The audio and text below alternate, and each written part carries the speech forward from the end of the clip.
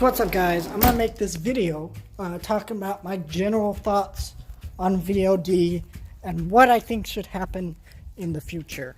Of course, I did have a review for Trolls World Tour that you can find on the channel. I like Trolls World Tour for what it is, but this is a movie that was released on VOD. And if you don't know, VOD means home video distribution. And it's like you can buy Trolls on Amazon, Vudu, Movies Anywhere, whatever. Pay $20 and watch it right now. It was originally slated for the theaters, but unfortunately due to the pandemic currently going on in the year 2020, it doesn't matter to you if you're watching this in 2025 and I've died due to some weird brain malformation that everyone else died to also. So... But you can watch this video in my honor if you are one of the few survivors of that. And the zombie apocalypse outbreak is going to be coming soon. So look forward to that. Try to survive. Good luck out there. But, you know.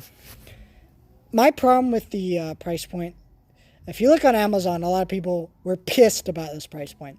I don't have a big problem with this price point. My only problem with the price point is it is annoying for someone who is at home like me, who usually watches movies alone, right?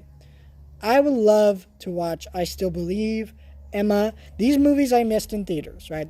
And I was going to go see them in theaters. I actually attempted to go after my school shut down one Wednesday and watch them, or Tuesday, and watch them both, which didn't work out. But that was my intention, right?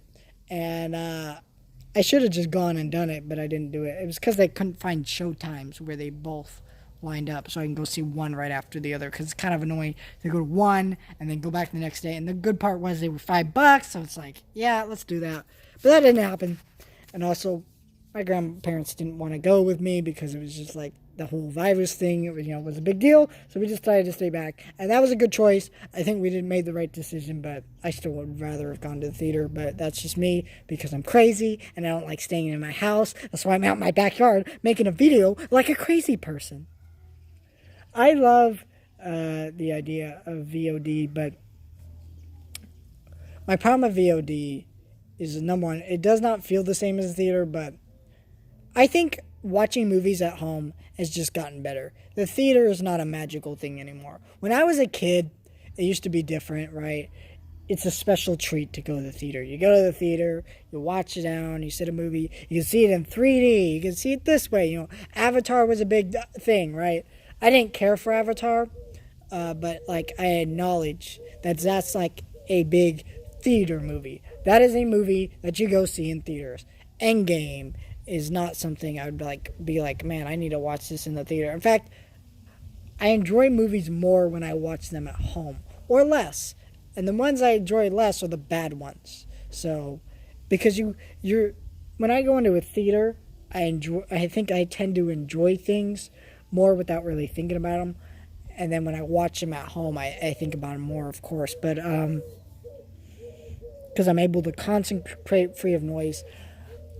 But I think it's less of an impactful experience now because, well, people are just freaking rude and irritating. And the people who see movies now are not cinema lovers. They aren't people who want to be there like they used to be. It's full of people who think they can just be as loud as possible and annoying as possible. I think people are just awful in theaters. And I think it's because, well, movies have gotten a lot worse recently, I think over the last decade. And they've got more formulated. And they're made so like people don't have to pay attention as much. Which I don't like that. I hate that, right? And I would enjoy to watch these things at home more and watch the movies I really want to see. And I think there is still a thing about seeing these movies. What I think will happen is if I can't go to movie theaters anymore, I'll probably start attending film festivals and seeing a bunch of movies at film festivals. I think I'll also start attending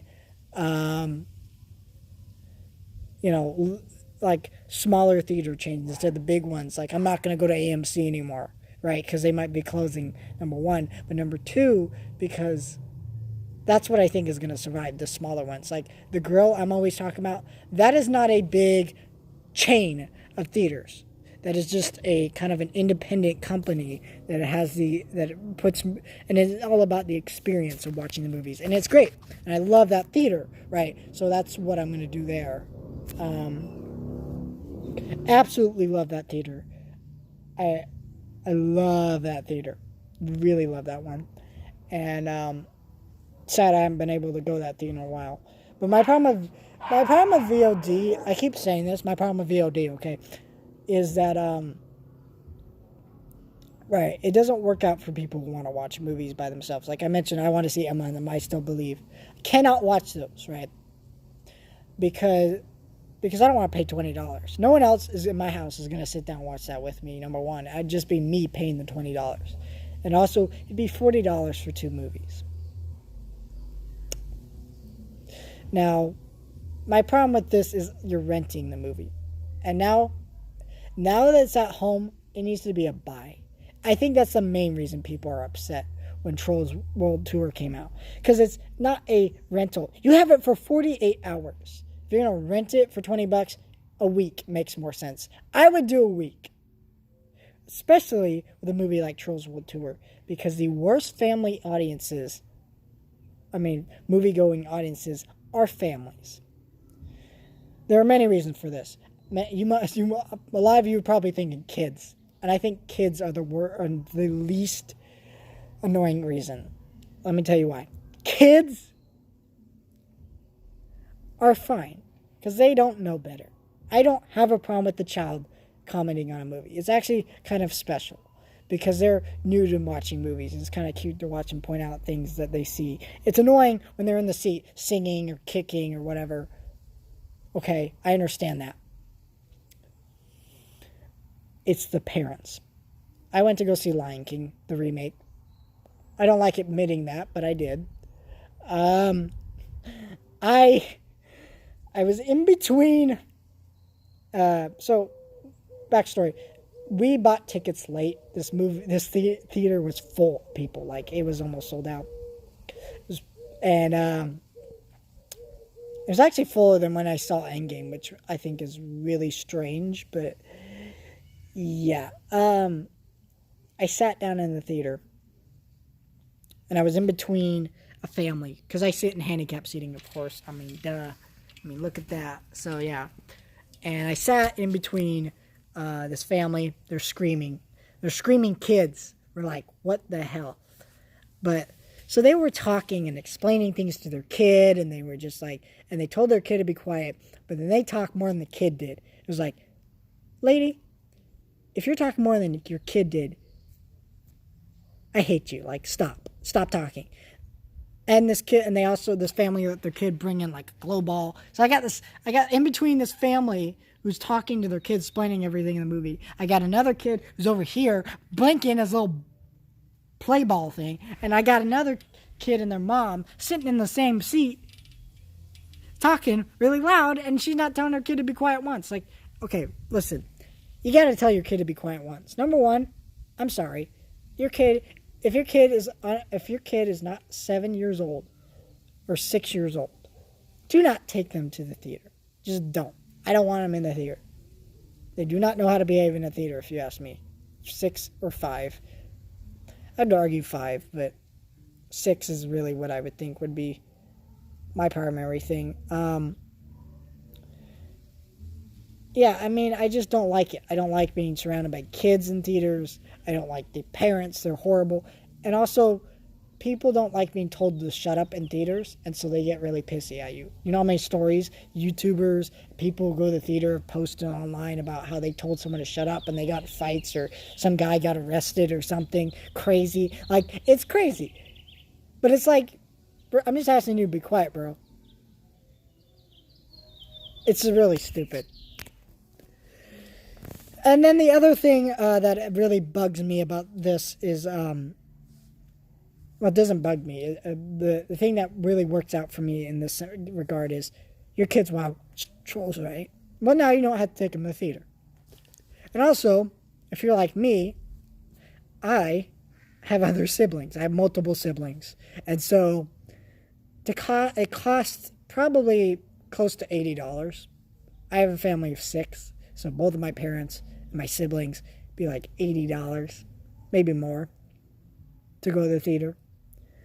Plus you got to factor in snacks, gas. So it's $20 or $80 to see a movie with my family, or I can just rent it. See what I mean? So how I would do this is movies like Emma and I Still Believe, I'd mark them down. I'd have those be 10 because they would be the movies that people want to see, but it's only going to be for people who like want to.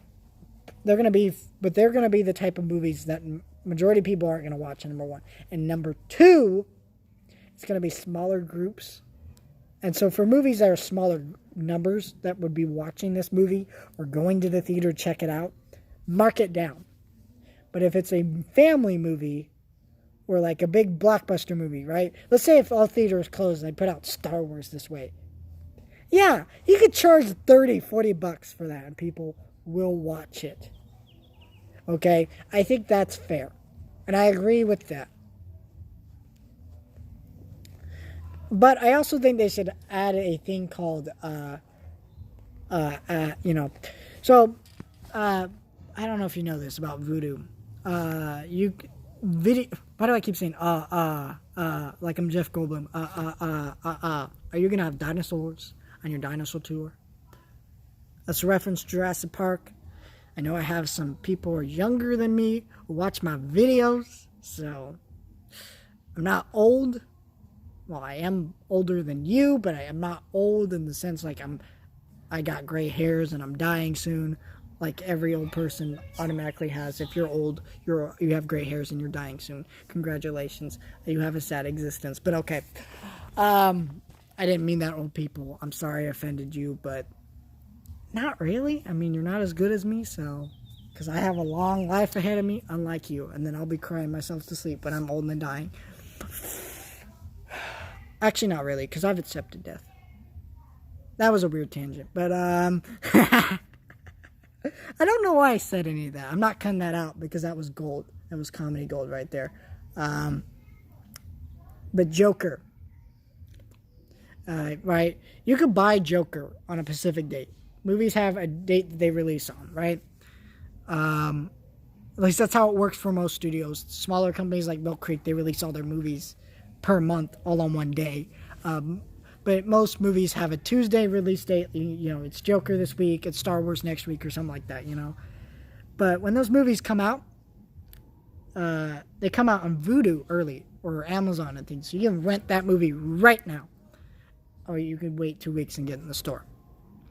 But there's also a part on Vudu where you can buy that movie and they'll mail you the physical copy. I feel like that needs to happen. Though, they can offer packages like that and charge more. The normal rental for a week should be like $20. And then the physical copy should be $30 because you get to rent the movie and you get it when it comes out. $30 is fair because if you know anything about 4K or Blu-ray, that's how much it costs. I don't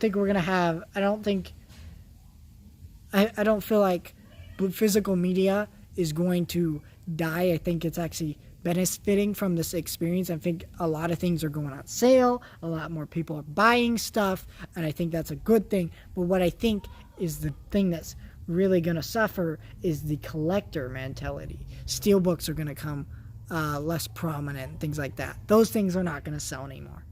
We're not going to have any more steelbooks. And I think that's fine. I don't really care about steelbooks. So I think we're going to see a lot of different things happening, but I think VOD is a great thing. I think it's just being treated wrong. It should be a rental for a week for $20. That's fair, because especially if it's a movie you watch with kids, and if it's a movie like I Still Believe, which a lot of people aren't going to watch, make it 10. Family movie, or Blockbuster 20.